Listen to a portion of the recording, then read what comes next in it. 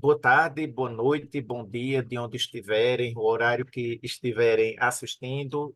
É com alegria que iniciamos mais uma conferência GEICS, agora em abril de 2024, com o tema 50 anos após a Revolução, de onde vimos e para onde vamos, com a alegria de recebermos aqui o professor João Teixeira Lopes, que é sociólogo, professor do Departamento de Sociologia da Universidade do Porto e coordenador do Instituto de Sociologia, entre outras atividades também, e a professora Fátima Moura Ferreira, que é historiadora, professora associada do Departamento de História do Instituto de Ciências Sociais da Universidade do Minho e coordenadora do Lab 2 PT, também na Universidade do Minho.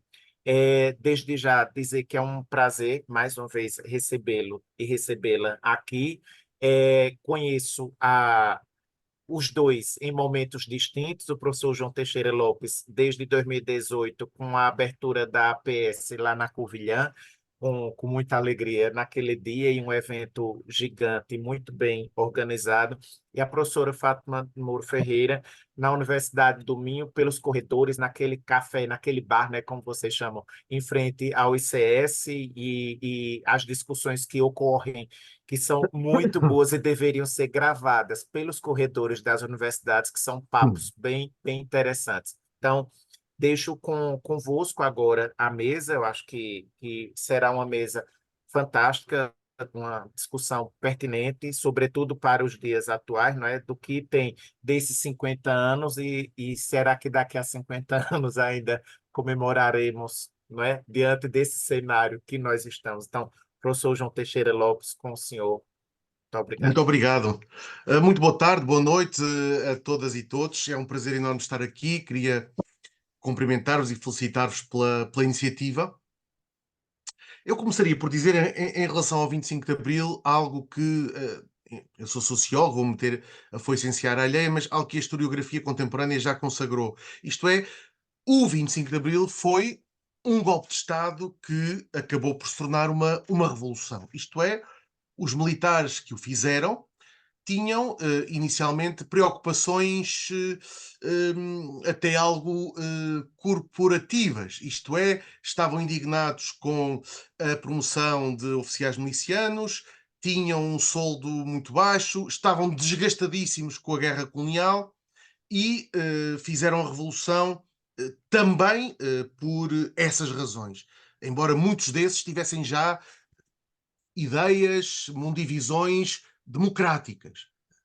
O manifesto que é lido enfim, na madrugada do 25 de Abril aponta à direção da democracia, aponta à direção das eleições, mas o golpe militar assentava também num compromisso entre militares de diferentes orientações, nomeadamente os militares da direita e de extrema-direita ligados ao general Spínola, que mais tarde veio, por divergências com o curso, aí sim já da Revolução, veio a ser um dos fundadores do MDLP, um movimento de extrema-direita que recorreu à violência, que recorreu às bombas enfim, ao terrorismo.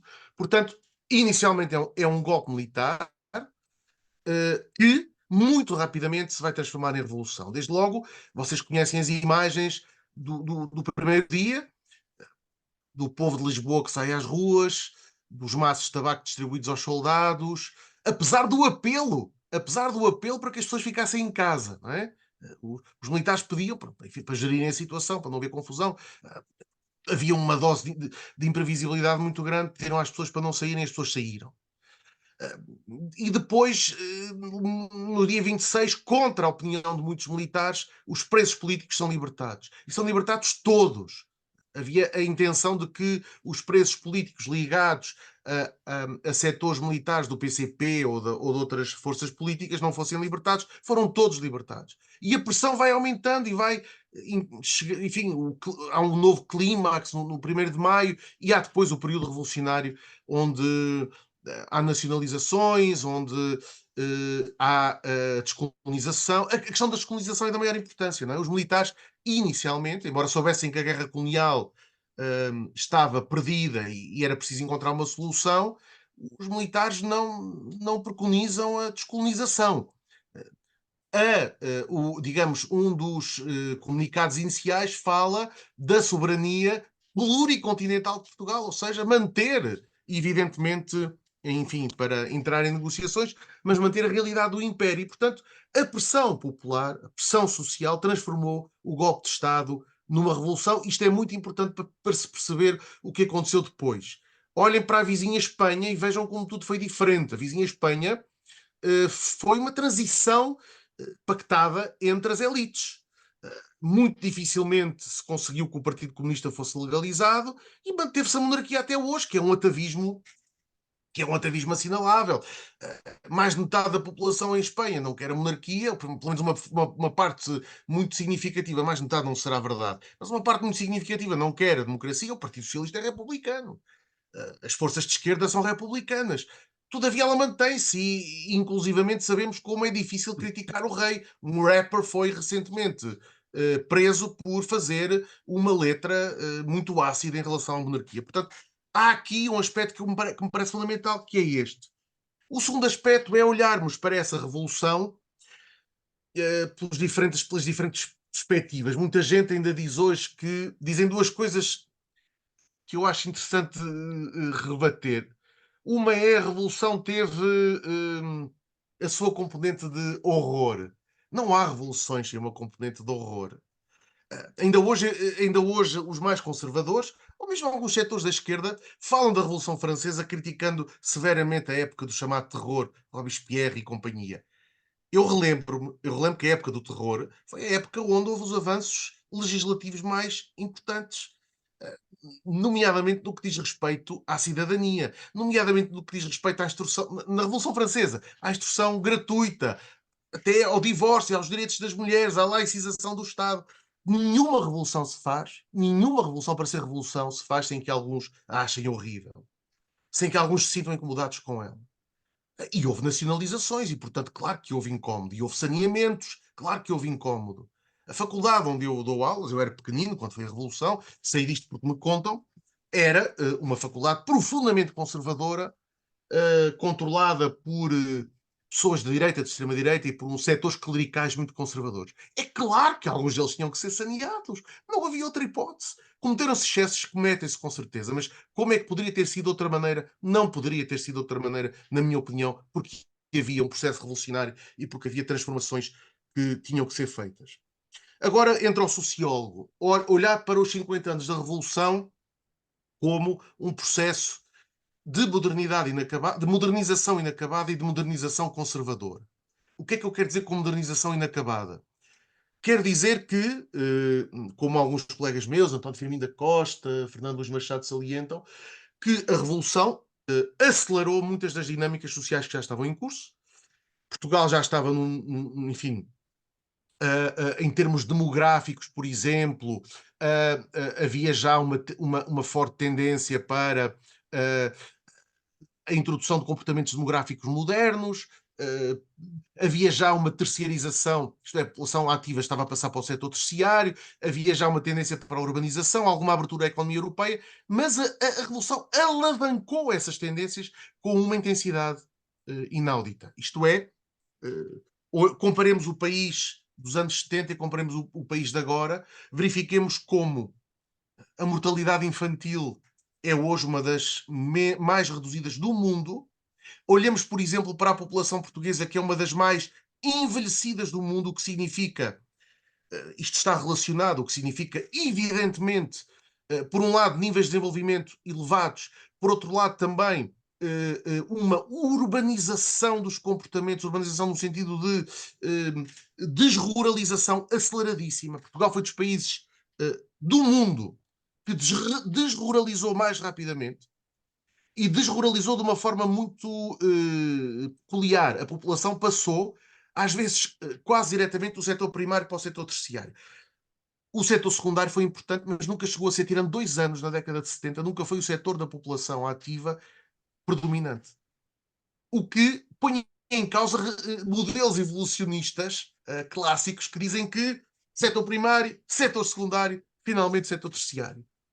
Nós temos em Portugal, aliás, tivemos e ainda temos a figura daquela pessoa que trabalha na agricultura e trabalha na indústria, o operário camponês, ou daquela pessoa que trabalha nos serviços, que é um empregado subalterno dos serviços e que trabalha na agricultura familiar, se for em particular a zona norte ou a zona daquilo que o Marcelo Rebelo de Sousa chama os urbano-rurais, isto é, da urbanização rural difusa, que apanha, digamos, desde a zona oeste até à zona do Minho, em que o urbano e o rural ainda hoje se mesclam. Ainda hoje se mesclam, não é? E que faz aquilo a que os geógrafos como o Álvaro Domingues chamam a cidade continuada, isto é, uma cidade que se espraia em zonas semi-rurais ou em que ainda há uma marca de ruralidade na paisagem e alguma agricultura de subsistência. Olhem para a situação das mulheres.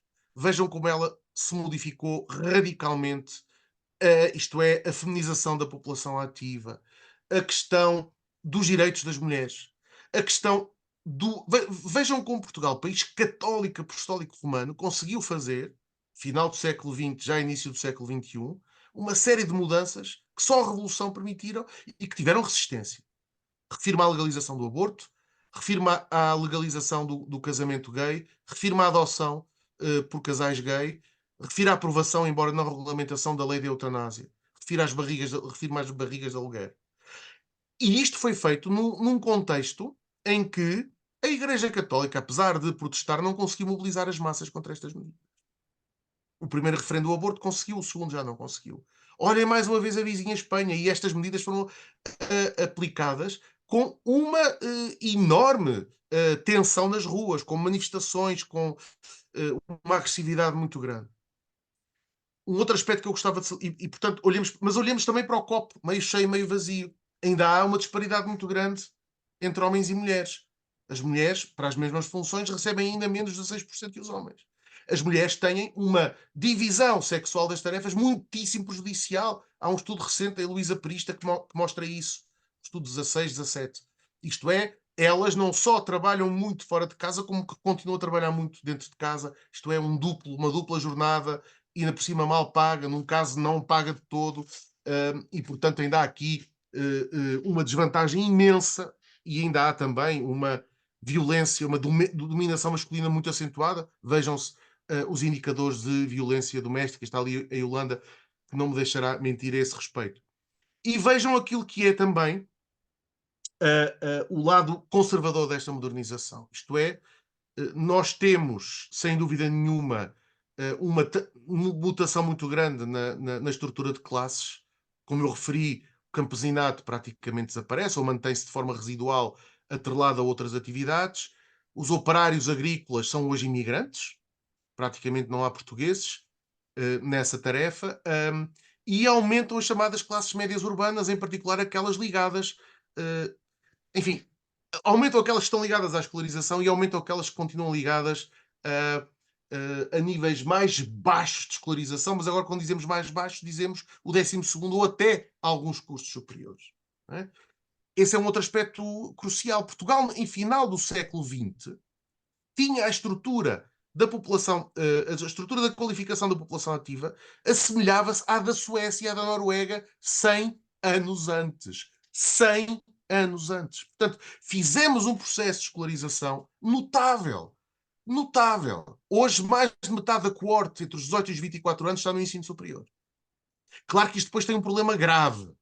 E é o problema desta coorte não conseguir gerir as suas expectativas porque o título já não corresponde ao posto. E porque o mercado de trabalho não reconhece esta qualificação e porque o mercado de trabalho está ainda baseado num trabalho intensivo e mal pago, que é um dos problemas estruturais da sociedade portuguesa. O outro é aquilo que o Vitorino Magalhães Godinho chamava a constante estrutural, ou seja, a imigração. E isto significa a tal modernização conservadora porque se mantêm as desigualdades sociais. Nós continuamos a ter uma burguesia fortemente rentista que aposta nos setores pouco competitivos, de monopólio, energia, etc. Uma burguesia nacional e uma burguesia internacional, chinesa e de outros países, mas que aposta nos setores altamente protegidos, pouco competitivos. Não há. Portugal é dos países onde os pobres são mais fiscalizados e onde os ricos são menos fiscalizados, onde os ricos têm certamente mais subsídios do que os pobres, ao contrário daquilo que se diz. Apesar de sermos um país que conseguiu reduzir a pobreza. Hoje, 42,5% da população seria pobre, isto é, oferiria um rendimento inferior a 500 e não sei qual é que está a linha da pobreza, 537 euros, se não fossem as transferências sociais. Subsídio de desemprego, complemento solidário para idosos, abono de família, etc. Ainda assim temos 17,5% da população que continua pobre mesmo depois das transferências sociais. Isto é, e praticamente não reduz desde há 30 anos. Um bocadinho mais acima, um bocadinho mais abaixo. Portanto, temos uma modernização conservadora que mantém uma estrutura de classes fortemente dualizada, em que existe uma burguesia fortemente rentista, muito apoiada ainda pela proteção monopolista ou pelos setores de renda certa, muito apoiada pelo Estado. Muito apoiada pelo Estado. O Estado continua a ser um Estado de classe. Temos ainda problemas de desigualdade de género fortíssimos e temos ainda um problema de racismo estrutural que agora veio muitíssimo ao de cima com aquilo que o Presidente referiu a propósito da necessidade da reparação. Percebeu-se como, enfim, nem o Partido Socialista está preparado para isso, a direita tem horror a isso e destapou-se perfeitamente aquilo que é essa estrutura de racismo enraizado, de não saber lidar com o passado colonial, de se manter a narrativa dos brandos costumes ou do Portugal colonizador suave, português suave, como se costuma dizer. Portanto, eu gostava de olhar para o 25 de Abril desta maneira, desta forma que vê as transformações e que vê também invariantes, que vê grandes avanços e que vê ainda atavismos fortes, porque Portugal tem essa singularidade, Portugal é uma coexistência de sincronismos, é um país de tempos desavindos, é um país onde temos fatores fortemente arcaicos, onde temos fatores de modernidade, onde temos também fatores de pulverização pós-moderna, onde tudo se conjuga num país que teve que acelerar imenso, teve que fazer um Estado Social a contraciclo. Em 79 estava a Thatcher a chegar ao poder e a impor o neoliberalismo. Reagan chega no ano seguinte. O Estado Social começa-se a desmantelar na Europa e nós fazemos o nosso Estado Social a contraciclo. Portanto, gostava de salientar as singularidades do calendário português, gostava de salientar o muito que há por fazer e de finalizar com esta ideia. O futuro é em aberto. Participei num debate há 2 dias, não, mentira, ontem, em que me perguntavam, mas a história repete-se, a história nunca se repete. Não há nem eterno retorno, nem há seta, não há nem Sísifo, nem uma perspectiva teleológica. A história, no essencial, está em aberto. Mas está em aberto sob linhas de força e sob constrangimentos pesados, que nos devem permitir, munidos da consciência dessas linhas de força e desses constrangimentos, nos devem permitir a ação política. Superá-los. No possível. Não ficar parados. A história não é imóvel, apesar das estruturas. E por isso, eu diria que tudo está por fazer em aberto, apesar dos constrangimentos enormes que sofremos por sermos uma sociedade muito conservadora e uma sociedade fortemente estruturada em classes, em género e em desigualdades de cariz racial. Muito obrigado. Eu vou só correr, ver o arroz e volto já, porque tenho o arroz a fazer. À E vontade. eu tenho mesmo, a minha filha tem 8 anos, eu venho já. À vontade, professor. Muito É um obrigado. minuto. Professora Fátima, com a senhora. Posso? À Olha, vontade. isto não podia ter sido mais bem combinado, porque o sociólogo é o professor o João Teixeira Lopes e eu sou a historiadora. A minha abordagem não vai ser exatamente, eu concordo em absoluto com o desenho que ele apresentou relativamente ao 25 de Abril, à situação do passado e à situação do futuro. Só que iria colocar, e a minha intervenção, de facto, parte do 25 de Abril enquanto revolução, mas de facto não vai ser esse o tema que vem aqui trazer. Achei que, atendendo à diversidade, não é? Eu tinha uma vaga ideia, mas achei que, e também muito em função das minhas preocupações, portanto, só posso agradecer a intervenção, e agora que está aqui presente, do João Teixeira Lopes, foi ótimo, concordo plenamente consigo, Muito obrigado. mas não vou entrar, não vou entrar, nem há aqui qualquer problema de sobreposição. Se fosse combinado, pior ainda. E só lhe queria também dizer uma coisa, eu aceitei estar aqui, apesar de estar com uma agenda super complicada, como toda a gente tem, não é questão apenas minha, mas gostei muito do título e gostei muito também, foi desafiante. Pensei, não, é ótimo, temos um sociólogo, eu gosto muito de conversar com os sociólogos e tenho até, pronto, acho que é muito mais rico porque nos pode abrir outras frentes, portanto acho que é ótimo. E então eu começaria por dizer como é que eu pensei a minha intervenção. Eu pensei-a, sobretudo, a partir, e vou centrar a minha intervenção apenas em dois momentos. Portanto, um agradecimento muito especial à organização, já o referi, e a todos um cumprimento muito especial. Ora, eu parto justamente da leitura que eu fiz a respeito do título, não é? E o título diz, eu agora vou inverter a ordem, de onde vimos, para onde vamos, 50 anos após a Revolução. E, de facto, quando a Rafaela me pediu, ai, venha, venha, venha, venha, eu disse, eu não posso, mas depois ela disse-me o título e eu disse, está bem, eu estarei. E porquê? Porque, de facto, é uma questão que me desafia e que e que me é muito cara ao nível das minhas preocupações, quer intelectuais, quer de investigação. E, na minha leitura, este título remete, antes de mais, sugere qualquer coisa que para mim é muito fundamental, que são as articulações entre as categorias do tempo, passado, presente e futuro. E enquanto historiadora contemporânea, e como todos sabem, a questão do futuro nasce com a Revolução Francesa, fundamentalmente em termos de experiência histórica, não é? E de facto é a partir daí um pouco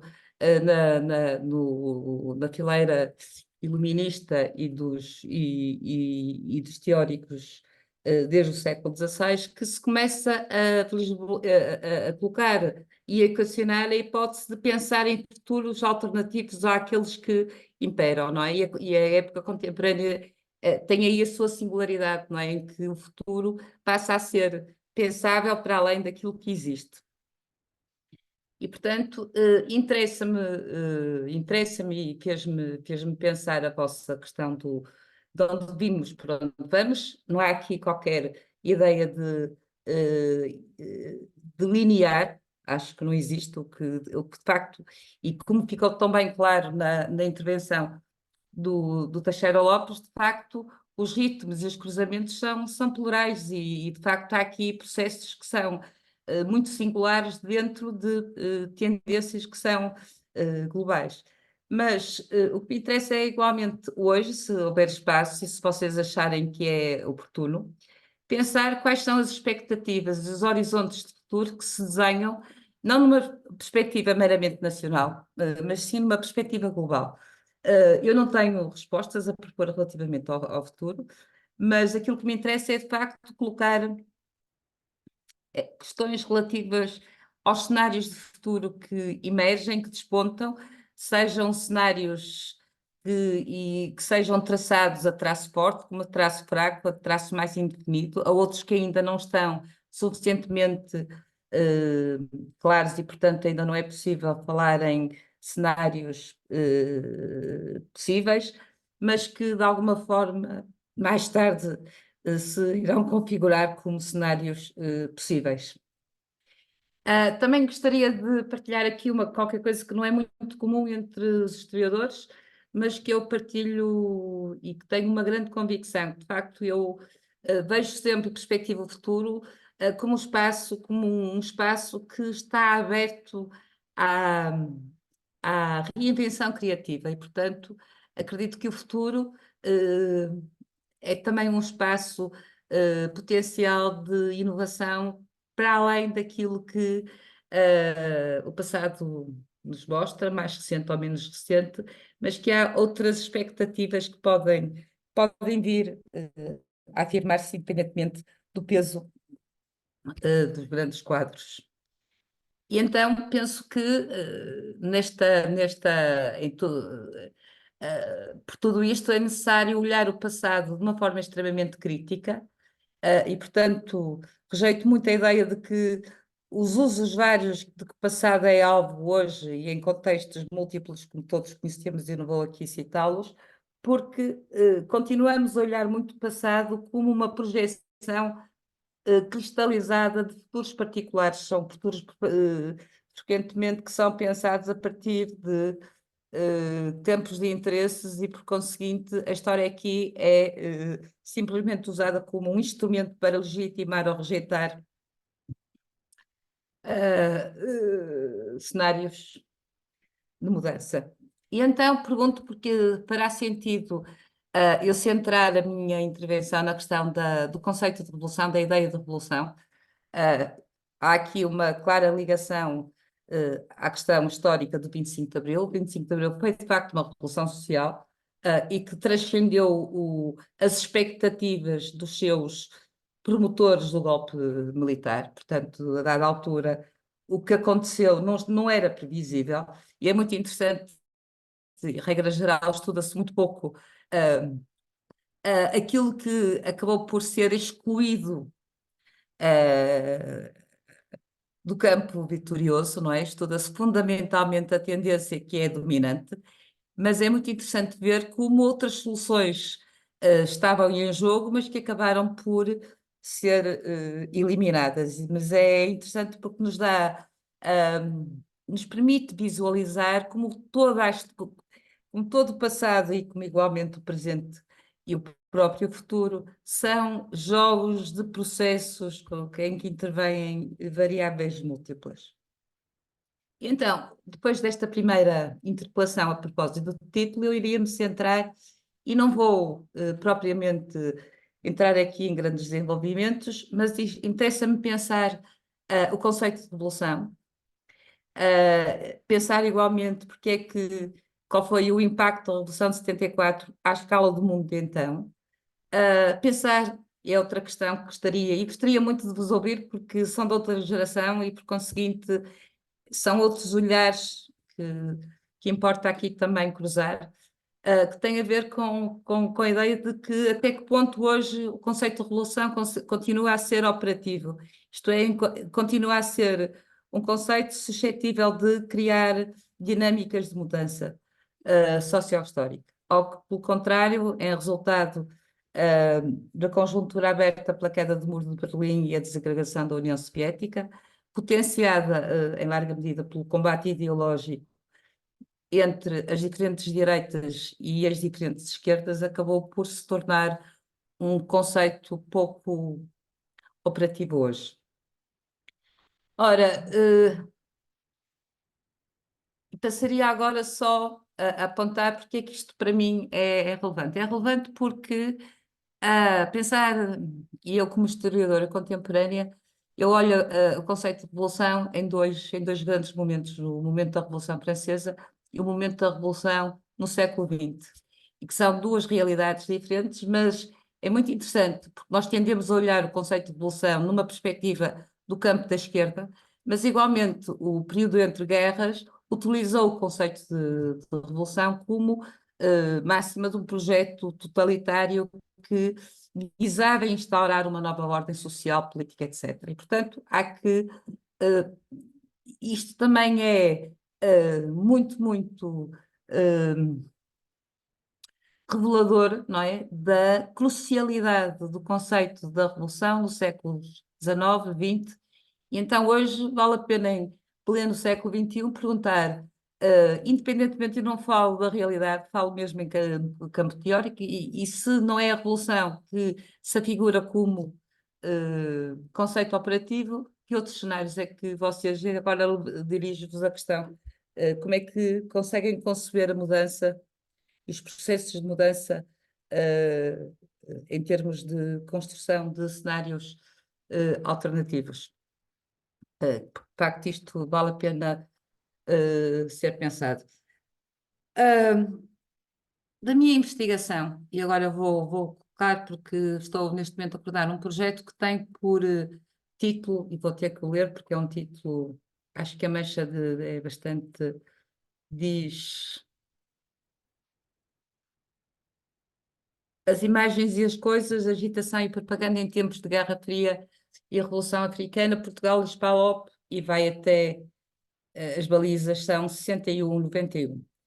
E de facto aquilo que nós nos propomos neste projeto, que é um projeto interdisciplinar e que reúne investigadores de várias proveniências, é não só trabalhar e numa perspectiva transcontinental a ideia da revolução, e a ideia da revolução enquanto imagem, mas imagem tomada numa em múltiplas acessões, portanto, para além da palavra escrita e da importância do discurso político e do discurso, porque o discurso político da ação, o discurso político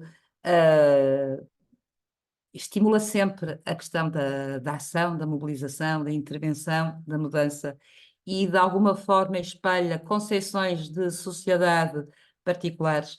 Portanto, interessa-nos fazer um mapeamento que permita olhar em perspectiva diferentes imagens sobre a Revolução, quer no contexto português, no contexto africano e no contexto sul-americano. E de facto perceber e tentar cruzar para além da palavra como é que a imagem foi trabalhada. Na equipe também estão artistas, arquitetos e designers e que têm de facto uma grande relação com materiais passados. E uma das coisas que nós temos em aberto é justamente pensar como é que possibilidades é que este projeto poderá trazer para compreender melhor os nossos futuros? E fico-me por aqui. Muito obrigada. E estou aberta às sugestões às questões que queiram colocar. Muito obrigada. Muito obrigado, professora. Penso que são duas reflexões que combinam, não é? Que estão caminhando juntas. Quem, por acaso, quiser fazer alguma pergunta, é só levantar a mãozinha. Se quiser, faz oralmente. Se não, pode escrever aqui no chat. Fique à vontade. Fiquei pensando, para a gente começar, uma questão aqui meio a partir da fala do professor João Teixeira Lopes, quando ele fala sobre a ação política, né, e penso que essa ação política é interessante. E só que, diante de tudo que está agora, e pensando no título do último livro publicado, o que é possível nesse momento para Portugal? Aqui, Tiago levantou a mão, vou juntar com a de Tiago e aí a gente vai avançando. Tiago.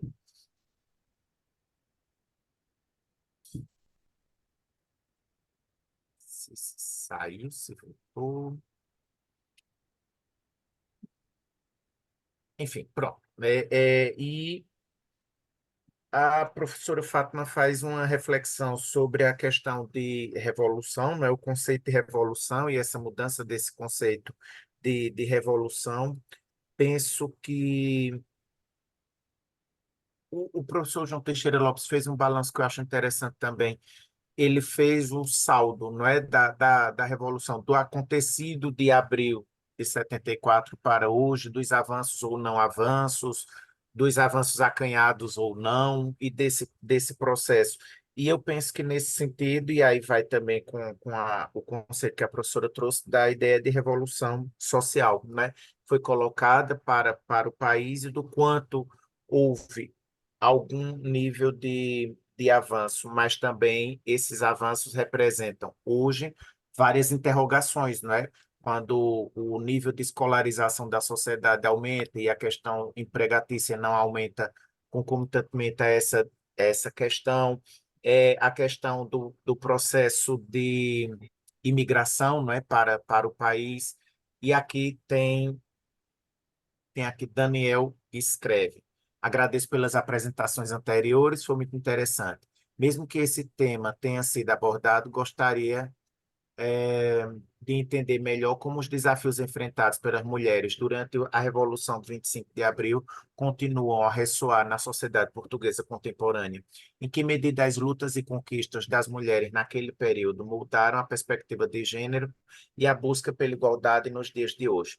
Pronto, fico com essa primeira reflexão que fiz e agora com Daniel, com vocês. Muito bem. Em relação às questões que me colocaram, vou começar por esta última. O 25 de Abril foi para as mulheres um magnífico ensaio geral de possibilidades que se abriram, às vezes quase abruptamente. Há um texto magnífico da Maria Velho da Costa, que eu poderei muito rapidamente ler. Ela é uma escritora com uma costela sociológica também. Ela chegou a trabalhar num grupo de sociologia, de um grupo fundador da sociologia, e que se chama As Mulheres na Revolução. Se me derem só um minuto, eu leio, porque bem melhor do que eu, este pequenino texto, diz-nos o que é que a Revolução significou enquanto experimentação de novos papéis, de novos papéis sociais, de novas possibilidades, e como eu digo, de uma maneira que que foi abrupta para muitas delas. Deixem-me só mesmo um instante.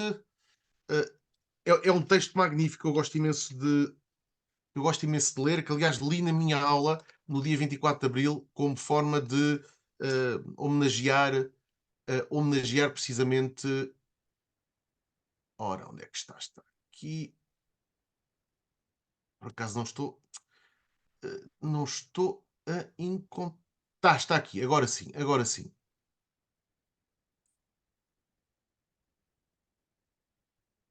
Peço desculpa. Bem, agora não estou, infelizmente não estou. Se vocês procurarem esse texto, As Mulheres na Revolução, de Maria Velho da Costa, vão ver o que eu quero dizer com essa imensa, essa explosão dos possíveis. Não é? E é isso que na verdade isso significa. Está aqui o texto, vou-vos ler. É uma explosão do espaço de possíveis. Ela diz o seguinte: elas fizeram greves de braços caídos. Elas brigaram em casa para ir ao sindicato e à junta. Elas gritaram à vizinha que era fascista. Elas souberam dizer salário igual, e creches, e cantinas. Elas vieram para a rua de Encarnado. Elas foram pedir para ali uma estrada de alcatrão e canos de água. Elas gritaram muito. Elas encheram as ruas de cravos. Elas disseram à mãe e à sogra que isso era de antes. Elas trouxeram alento e sopa aos quartéis e à rua. Elas foram para as portas de armas com os filhos ao colo. Elas ouviram falar de uma grande mudança que ia entrar pelas casas. Elas choraram no cais, agarradas aos filhos que vinham da guerra. Elas choraram de verem o pai a guerrear com o filho. Elas tiveram medo e foram e não foram. Elas aprenderam a mexer nos livros de contas e nas alfaias das idades abandonadas. Elas levantaram o braço nas grandes assembleias, etc, etc. Elas disseram tu às pessoas com estudos e aos outros homens. Vejam bem o que isto significa de novos papéis sociais. Tratar por tu os homens ou tratar por tu pessoas de classes, enfim, das classes dominantes, ou tomar a voz numa assembleia, ou sair do espaço doméstico, ou conquistar o espaço público, ou ousar colocar as questões difíceis, levantar o dedo, levantar a voz, tudo isso é uma revolução simbólica da maior importância. Claro que essa revolução simbólica Posso depois tem. só Com certeza, dizer Fátima, aqui, com certeza. posso. Por favor. ah, e mais uma vez, há aqui uma questão que ah, com que eu me confrontei, porque toda essa explosão, não é? E de explosão de possíveis e de mudanças, não é? Radicais, não é? Importa igualmente colocar a questão o que é que tudo isso significou em termos de papéis e em termos de práticas sociais. E eu não tenho agora o nome da autora, houve recentemente uma tese de doutoramento da Faculdade de Economia de Coimbra, em que a autora trabalhou todas as questões relacionadas com o movimento de mulheres e as associações feministas e o papel do Estado português relativamente à, à conquista de direitos e, sobretudo, de uma política de igualdade. E a grande conclusão dela é que o Estado, não é? O Estado acabou por ser um grande instrumento na promulgação dessa política de igualdade.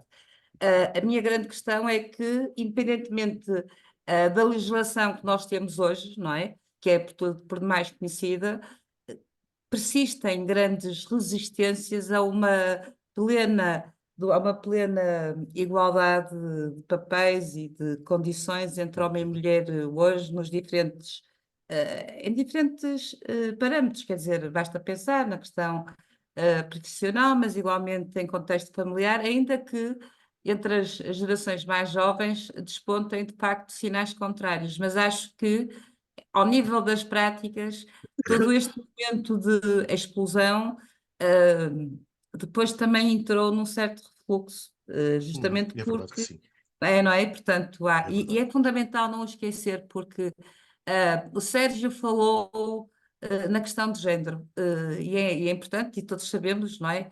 Os ataques que têm vindo a ser produzidos por diferentes contextos, em termos políticos, em termos governamentais. Eu, na dia, estava na instituição onde eu estava, e estava uma colega a dizer que não gostava da palavra género, e eu pensei, como é que é possível? É não compreender e ficar na superficialidade das coisas, não é? Quer Claro. dizer, mas pronto, claro que valia a pena. E, portanto, isto significa que coexistem diferentes realidades, não é? E, portanto, quando a questão deste encontro é e que futuros, não é? E aquilo em que eu acredito, de facto, é que são as pessoas que, através da sua ação, através da sua prática e que são suscetíveis de contribuir também para essa mudança, não é? E cada vez mais acredito nisso, porque a legislação no seu conjunto aboliu a discriminação, mas a discriminação continua nos tribunais, continua nas polícias, continua, quer dizer, não é? Continua, em alguns contextos, mesmo em casa, portanto, e são as mulheres mais instruídas aquelas que, à partida, têm mais condições. Pronto, portanto, há aqui ainda um grande caminho a percorrer, porque pronto, sei que houve de facto uma grande explosão, mas entre a explosão e depois a mudança, não é? Que é de facto a nossa grande questão, não é? A mudança sofre outras dinâmicas. É isso que eu queria só acrescentar. Há um outro exemplo interessante, que é o exemplo do ensino superior, não é? Nós Uhum, temos hoje uma feminização do ensino superior acentuadíssima. uhum, Todavia, ainda há alguns cursos que resistem, não é? E são muitos deles são os mais prestigiados. E onde ainda há uma ideia de perfil de género muito marcada. Veja um Instituto Superior Técnico, onde apenas um terço dos estudantes são mulheres. Mas, apesar de tudo, no ensino superior a maior parte já são mulheres, nos mestrados também e agora nos doutoramentos também, que é um avanço significativo. Mas aquilo que a Fátima diz, eu concordo Mas há áreas, totalmente. por exemplo, estava a pensar, eu não conheço estudos sobre isto, é só olhar muito, de andar pelos hospitais. Há especialidades médicas, nomeadamente aquelas que são mais. A cirurgia continua a ser Uhum, uma uhum, especialidade uhum. fundamentalmente masculina e Sim, percebe-se é porquê, verdade. Ainda há, porque, ainda há não é? fileiras, Portanto, há fileiras ah, que resistem muito ainda, não é? exatamente, É verdade que portanto, sim. não é? Não é? É verdade Portanto, que mas sim, isso, sim, o sim. falar sobre isto, ah, é igualmente positivo porque nos obriga a refletir sobre todo o campo que está. E quando agora, não é? E está um debate muito grande, presentemente em Portugal, a respeito de 25 de Abril e das várias leituras, mesmo relativamente, quer dizer, há uma nova geração de historiadores muito revisionistas e que estão a reproduzir leituras a respeito do Estado Novo que, que são completamente destituídas, porque quer dizer, tentar achar que no Estado Novo, que o Estado Novo de alguma forma, o Estado Novo português, entenda-se, desculpem, o Estado Novo português teve algum desígnio de desenvolvimento económico, é de facto uma ideia completamente extemporânea e que não correspondeu aos propósitos até muito tarde dos seus governantes, portanto, mas já esta grande politização também do passado e do presente, que de alguma forma não nos permite ver mais longe, não é?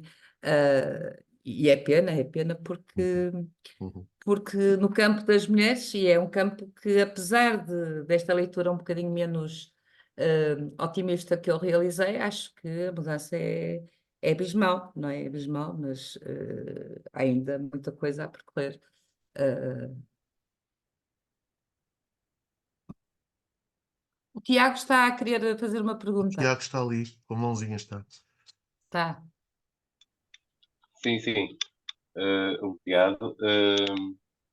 Em primeiro lugar, naturalmente, felicito pelas intervenções e suscitaram-me aqui diversas questões, embora aqui as observações estejam dispersas, mas em todo caso colocarei as questões. Em primeiro lugar, ao professor João Teixeira Lopes. no início da sua intervenção falou da importância do povo no processo revolucionário, e eu, de facto, veio-me aqui à colação a ideia de que, muito vincada, de que o processo revolucionário alterou-se significativamente quando houve as primeiras eleições democráticas, e tende-se a, naturalmente, colocar nesse plano a única função que o povo acabou por ter no processo revolucionário. O que é que considera aí, o que é que considera menosprezar, de certa forma, a importância do povo? Nós hoje tendemos a considerar que a participação deve ser não somente no ato eleitoral, mas também em outros momentos, e, portanto, desse ponto de vista. Depois, uma segunda questão que tem a ver com o tema da descolonização, que hoje está um bocadinho à voga, um bocadinho forçadamente na praça pública, e na verdade sabemos que o 25 de Abril não tinha esse desígnio, essa aspiração inicial, que naturalmente o Spínola, que era um setor tendencialmente inclinado para a direita, propunha uma solução federativa, referendária. Esse é o termo que a historiadora Maria Inácia Rezola acaba por utilizar, e portanto não, cria naturalmente uma solução de compromisso e não uma descolonização total, e esse tema acaba por trazer um desassossego, um trauma na sociedade contemporânea. Eu gostava de, como sociólogo, se tem a ideia de como esse tema da descolonização, que ainda está naturalmente presente nos ex-combatentes, mas noutras franjas da população, está presente na nossa sociedade. E a verdade é que, como o professor referiu, até a questão da modernização conservadora que se veio a verificar após 1945 e que a professora agora, Fátima, acabou por referir, de certa forma, 1974 não deixa de ser um bocadinho 1945 com ingredientes de 1968, porque nós acabámos por não entrar na vaga de democratização no pós-1945 e depois incitamos um processo de desenvolvimento económico autoritário e, portanto, numa outra via que não a seguida pelo conjunto dos países europeus. Para a professora Fátima, também fiquei muito contente pela sua intervenção, sempre muito na senda do que é a história conceitual e, portanto, os conceitos, e sobre esse aspecto é sempre uma abordagem totalmente diferente. Em primeiro lugar, que tipo de dificuldades? Eu poderia já aqui assinalar algumas que têm a ver com o estudo do 25 de Abril.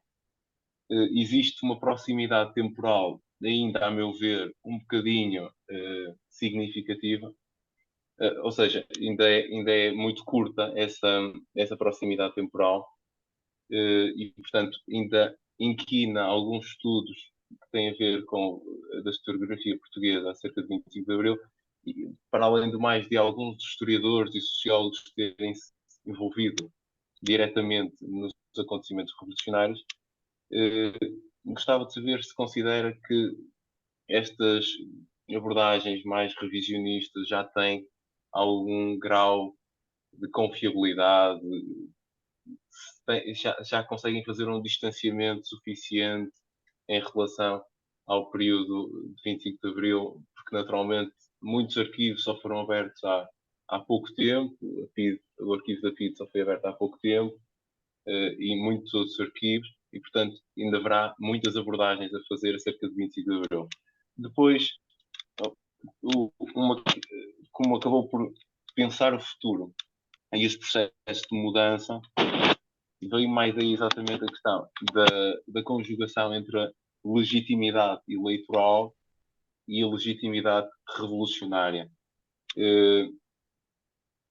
Porque, na verdade, não é exatamente, nem sempre é possível conjugar, e, na verdade, também podemos olhar para a questão da transição ou da questão da revolução, porque na vizinha Espanha, por se ter verificado uma transição, há quem considere, alguns sociólogos, que vem ainda a considerar que persiste algumas estruturas arcaizantes na sociedade espanhola que não verdadeiramente se revolucionaram ou não se sanearam certos quadros políticos, ou, portanto, há aqui um conjunto de permanências que fizeram com que, de facto, não fosse uma verdadeira revolução como em Portugal, mas embora também em Portugal seja discutível essa questão, porque naturalmente muitos quadros políticos de Estado Novo acabam por ficar no pós-25 de Abril. Portanto, será essencialmente isso. Tinha aqui também pensado a questão ideológica, que a professora acabou por referir agora há pouco tempo, sobre a influência do conflito ideológico da Guerra Fria, portanto, sobre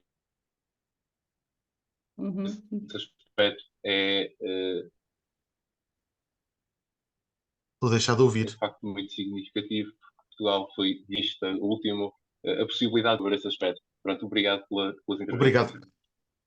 Eu peço desculpa por responder. Eu vou ter que responder, vou ter que dar jantar à minha filha, que ela já está aqui, ela tem 8 anos, já se está aqui a queixar há algum tempo. Deixem-me só dizer o seguinte. Na verdade, a questão do povo na Revolução é crucial. Não só pelo cariz simbólico que é o povo a sair à rua, a tomar as praças, a ousar dizer o que não era dito, a quebrar uma série de interditos, mas também porque se criou, e se está hoje muito estudado no período revolucionário, uma experimentação que deixou raízes. Isto é, algumas pessoas criaram aquilo que nós chamamos, perdão, sociólogos, disposições sociais, isto é, maneiras de pensar, de agir, de sentir, que pelo treino e pela exercitação, pela mobilização que tiveram, se mantêm até hoje. Isto é, o capital de militância, a participação em associações, o ativismo, tudo isso foi possível em boa medida porque essa experimentação ainda foi durando algum tempo. Quer dizer, o período revolucionário ainda teve, ainda se prolongou com muita tensão, com legitimidades opostas, mas foi-se prolongando e isso cria ainda hoje algum tipo de... é um passado que ainda não morreu, para utilizar também a expressão dos tempos, não é? Que a Fátima também repescou. É um passado que ainda está vivo e que pode ser que ainda tenha algum futuro, embora necessariamente reinventado. A questão da transição com a Espanha, eu tive a noção clara disso quando fiz uma visita à Espanha. Enfim, quando era deputado, fui lá visitar o Parlamento em circunstâncias muito próprias, mas que aqui não vou referir. As circunstâncias foram estas: o governo espanhol tinha proibido a entrada de deputados do Bloco de Esquerda e tinha inclusivamente exercido violência policial sobre 2 deles. Isso fez com que o Parlamento Europeu, o Parlamento Português, aprovasse um voto de protesto e mais tarde eu fui, enfim, como representante do Bloco de Esquerda, para tentar amenizar a situação. Deputados do PSOE disseram-me, num jantar oficial, que a sua liberdade de expressão era altamente condicionada no Parlamento Espanhol, nomeadamente as questões da monarquia. Isto é, não é só... Não é, é mesmo a questão de se ter mantido um regime que faz ali a ligação e que é praticamente inamovível, porque a Constituição Espanhola, ao ter ali um sistema de 2/3, exige sempre que algum consenso se faça e a direita espanhola não abre mão, agora não abre mão do Poder Judicial, como se vê, não abre mão também da estrutura territorial, como se vê, e não abre mão da monarquia. Isso provoca uma diferença muito grande em relação a Portugal, em que houve de facto com todos os atavismos, com todas as desigualdades, uma transformação estrutural com um código genético revolucionário, ainda que depois normalizado, por assim dizer. Eu peço desculpa por sair, eu tenho mesmo que sair, que a minha pequenota está aqui a pedir-me jantar. Com certeza, João. Um grande Olha, abraço. foi À vontade, um muito grande obrigado, abraço professor. E até muito breve. foi um espero prazer eu. estar Obrigado. também aqui, estamos neste Obrigado. diálogo. Muito obrigado. Ó Tiago, gostei imenso das suas questões e eu até acho que vou começar por aquela de de facto aqui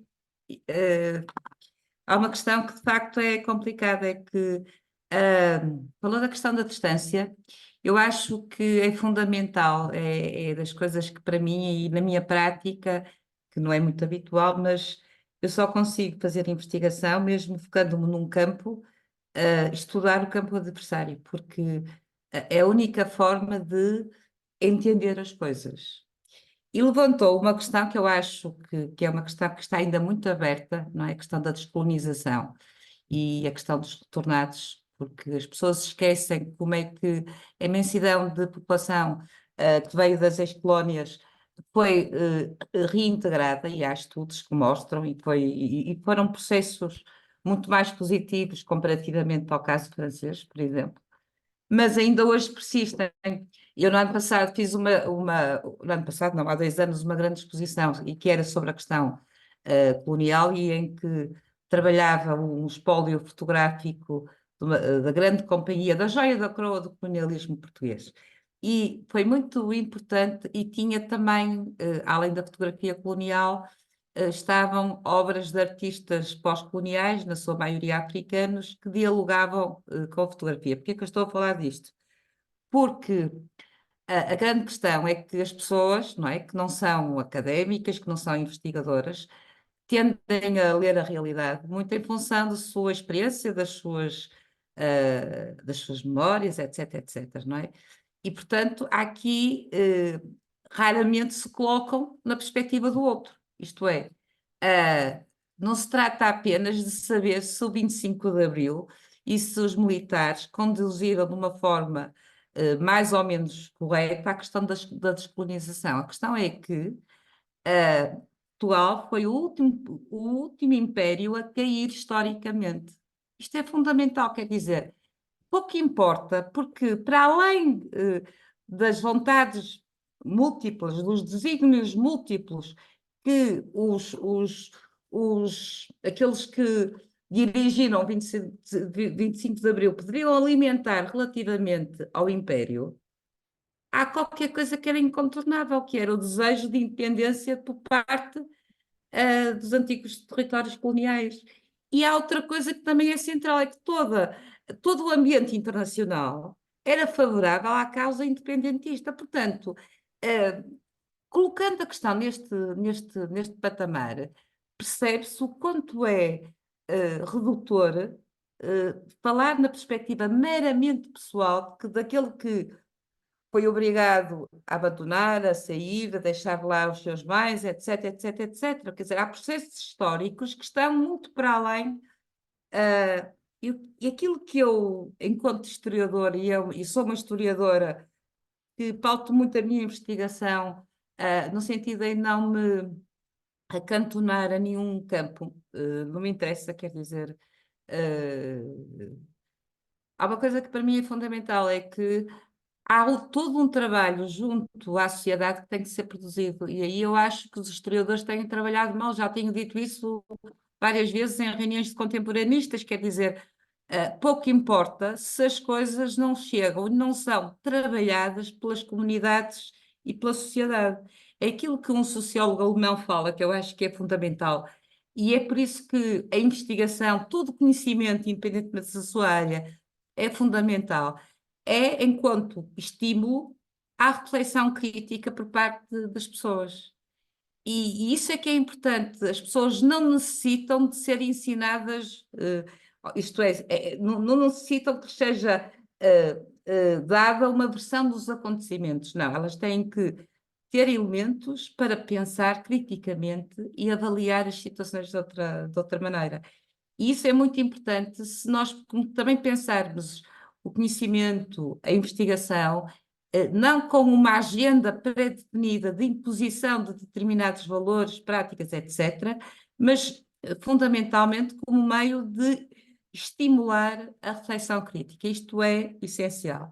Relativamente à questão que me coloca da distância, há uma coisa que, mas também acontece com os sociólogos e com os antropólogos, mas os antropólogos, o trabalhar cronologias mais recentes levanta problemas, nomeadamente porque o historiador debate sempre com a presença de contemporâneos, não é?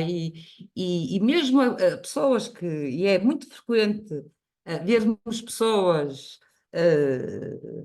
culturalmente muito ricas acharem que o seu testemunho, a sua experiência é superior àquilo que o conhecimento histórico, nomeadamente sobre a questão do 25 de Abril e das diferentes intervenções, não é? e continuam essas resistências. E, portanto, é de facto difícil, mas a distância crítica, tal como o diz, quer dizer, trabalha-se, é qualquer coisa que é trabalhada teoricamente e conceptualmente, e por conseguinte, eu não, e tenho tido alguns dissabores, isto é, das pessoas não se reverem no meu discurso, resultante de uma investigação sobre um tema concreto. Ainda me aconteceu. Eu trabalhei a questão das novas universidades e como é que a experiência de Moçambique colonial foi tão importante no modelo de renovação da universidade em Portugal, que era uma estrutura extremamente conservadora, que ainda hoje persiste, mas extremamente corporativa e conservadora. É muito interessante pensar que foi necessário a experiência de Moçambique para modernizar, ainda antes de 25 de Abril, as universidades portuguesas. É um caso que não é muito corrente à escala internacional. E, portanto, tudo isto para lhe dizer que a distância cronológica, a distância ou a proximidade aos acontecimentos, exige, por parte do investigador, um trabalho prévio. E isso vai-se, pronto, é construído, não é? Não é porque eu estou a trabalhar qualquer coisa já muito distante, século XVIII, século XVI, século XIX, que não tenho que me debater também com essas interferências mais subjetivas na investigação. Portanto, eu acho que é uma falsa questão. É teoricamente que se resolve isso. Isso não tira que cada investigador depois é responsável, não é? Pelas escolhas que faz e pelo tipo de ciência que produz, mas isso é outra questão. Não sei se fui clara. Sobre a outra coisa que levantou, sobre a legitimidade revolucionária e eleitoral, e há aqui um dado fundamental, é que a normalização da sociedade portuguesa resultou, não é, das eleições. Isto é fundamental, é perceber que se há ou não é, quer dizer, e a legitimidade eleitoral é de facto o processo de entrada plena da democracia. Isso para mim é fundamental, mas igualmente a revolução pressupõe a legitimidade revolucionária. Faz parte do código do DNA da revolução e é uma figura que é legítima, a questão da legitimidade revolucionária, que tende sempre depois a ser subscrita mais tarde. Portanto, não vejo aqui contradição entre elas. Não vejo, não vejo. Não sei se respondi, se fui clara. Sim, sim, Tiago, sim. sim, Tiago, A questão, mas gostei imenso, está a ver? Mas essa questão, e eu acho que é uma ferida que está ainda aberta, uma questão das reparações, mas quer sim, dizer, mas isso, aquilo que na minha leitura ainda falta muito em Portugal é de facto ah, a capacidade de aceitar a divergência, isto é, das pessoas, democraticamente, serem capazes de dialogar, independentemente das posições que sustentam. Aí é que eu acho que tem muito a ver, não é só com o Estado Novo que tivemos 50 anos, tem a ver com todo o liberalismo existente na sociedade portuguesa, mas que era um liberalismo claramente muito elitista, e por conseguinte há não há de facto cultura cívica. Isso para mim é que é. sim, nesse E aspecto o concordo totalmente. hábito de lidar e de aceitar, por exemplo, mas isto é uma questão meramente pessoal, e desculpem estar tanto a falar na primeira pessoa, mas para mim a divergência é um estímulo. Eu gosto muito e leio muitos os historiadores contemporanistas, que muitos deles são de direita, mas continuo-os a ler. E porquê? Porque não é apenas, é porque também me interpelam e posso avançar mais na minha investigação. Portanto, mas isso aí, mais uma vez, também tem a ver com a capacidade de ouvir o outro, não é? E de respeitar o outro, independentemente das nossas posições, não é? É aquilo que, e o Tiago vai certamente seguir-me. A reforma protestante, não é? Teve de facto muito impacto aí, nomeadamente, e agora porque é que eu agora ia dizer, mas é de facto a questão da aceitação do outro diferente. E nos países católicos, Portugal, Espanha e Itália, não é? Essa aceitação do outro foi muito adiada, não é? E, portanto, a divergência, o ter uma ideia diferente, é muitas vezes interpretado como é meu inimigo, não é? Está a ver? Isto, para mim, é qualquer coisa que uma democracia plena devia, de facto, dar mais espaço à divergência, porque também é muito através da divergência e do combate de ideias que novas ideias podem nascer e que novos cenários de futuro podem nascer. Sim, É, sim, concordo. Concorda? Eh, Ótimo. Olha, agradeço, porque quer agradeço dizer, a é ter resposta. a capacidade de Então, aceitar e não, quer dizer, não é um inimigo, quer dizer, mesmo, pronto, mesmo gente de direita, quer dizer. tem sim, aqui, professor, uma pergunta de Sim. Suzana Costa que cumprimenta. Tem uma pergunta: tentar julgar os atos do passado com o conhecimento de hoje, penso que seja um bocado anacrônico, e como a professora disse, não temos ainda esse distanciamento temporal dos acontecimentos. Contudo, ainda hoje se discute não só a anterior presença portuguesa em África, como o antigo regime ditatorial. Alguma forma de se resolver o tema sem causar mais polêmica que solução?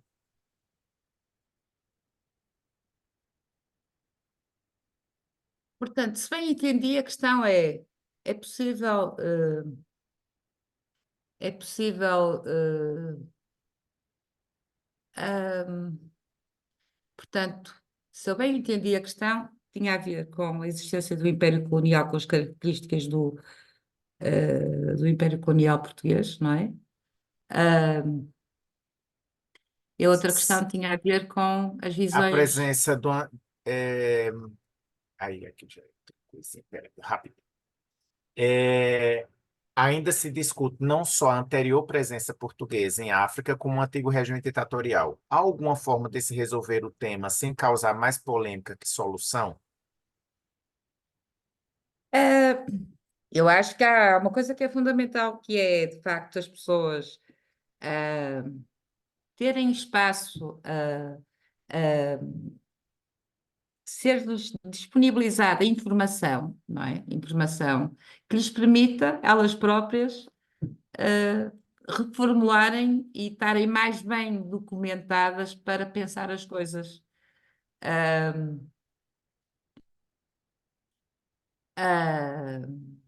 Entende?